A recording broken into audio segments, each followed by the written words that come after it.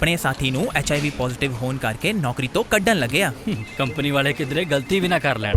ਆਹ ਦੇਖੋ, ਪੰਜਾਬ ਸਰਕਾਰ ਨੇ HIV ਏਡਜ਼ ਐਕਟ 2017 ਅਧੀਨ ਵਿਸ਼ੇਸ਼ ਨਿਯਮ ਬਣਾ ਕੇ HIV ਪੀੜਿਤ ਲੋਕਾਂ ਨੂੰ ਸਿੱਖਿਆ, ਸਿਹਤ, ਰੋਜ਼ਗਾਰ ਜਾਂ ਹੋਰ ਕਿਸੇ ਵੀ ਸਮਾਜਿਕ ਖੇਤਰ 'ਚ ਵਿਤਕਰੇ ਤੋਂ ਬਚਾਉਣ ਲਈ ਅਤੇ ਉਹਨਾਂ ਦੀ ਕਿਸੇ ਵੀ ਤਰ੍ਹਾਂ ਦੀ ਸ਼ਿਕਾਇਤ ਦੇ ਨਿਪਟਾਰੇ ਲਈ ਸਿਵਲ ਸਰਜਨਾਂ ਨੂੰ ombudsman ਨਿਯੁਕਤ ਕੀਤਾ ਹੈ, ਜੋ ਸ਼ਿਕਾਇਤ ਮਿਲਣ ਤੇ 30 ਦਿਨਾਂ ਦੇ ਅੰਦਰ ਦਿਸ਼ਾ ਨਿਰਦੇਸ਼ ਦਿੰਦੇ ਨੇ ਤੇ HIV ਪੀੜਿਤ ਲੋਕਾਂ ਨੂੰ ਇਨਸਾਫ ਦਿਵਾਉਂਦੇ ਨੇ।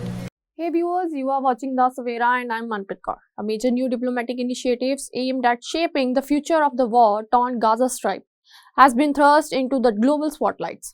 Former US President Donald Trump has unveiled what he called as a Board of Peace, an international body intended to oversee post-war reconstructions, governance and long-term stabilization in Gaza, and he has personally invited countries around the world to participate, including India Prime Minister.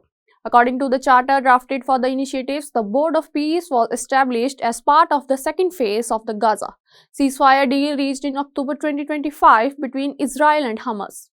The effort was later endorsed by the United Nations Security Council through Resolutions 2803, giving it a formal mandate through 2027 to support reconstructions, economic recovery and governance in the enclave after years of conflict. At the heart of the plan is a new international organization that Trump describes as the most impressive and consequential board ever assembled. He says its mission will be to bring together a distinguished group of nations committed to promoting stability, lawful governance, and peace in regions affected by conflict, beginning with Gaza and potentially extending to other global hotspots.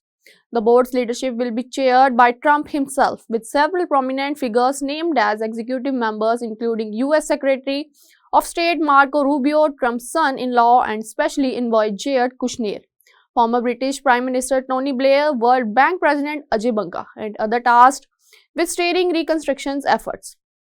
Under the term of the board's charters, member states may join on a temporary 3-year terms, but those seeking a permanent seat must contribute $1 billion to support the initiative's works, a requirement that has drawn both attentions and skepticism internationally. While supporters say the board could mobilize funding and expertise efficiently and accelerate Gaza's recovery, critics view it with cautions.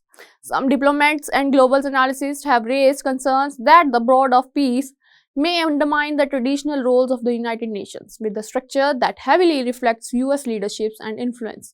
European officials have reported questions whether it could evolve into alternatives to a UN peace-building architecture. The initiative has also sparked debates in the Middle East. Israel's government has publicly expressed reservations, concerns about coordinations and the compositions of the international representations, while other countries are weighing the political, financial and strategic implications of joining the body. Proponents argue that if successful, the Board of Peace could help bridge gaps left by decades of stalled negotiations and fractured peace efforts, particularly by focusing on tangible work such as governance capacity, building infrastructures, rebuilding and investments attractions. Its backers say it represents a new approach to international collaborations in conflict-affected regions. Whether the Board of Peace ultimately delivers lasting results or become more symbolic than substantive remains a key question as world leaders prepare to discuss its roles at upcoming global forums. That's all for now. Stay tuned with us for more updates. Do like, comment and subscribe our channel.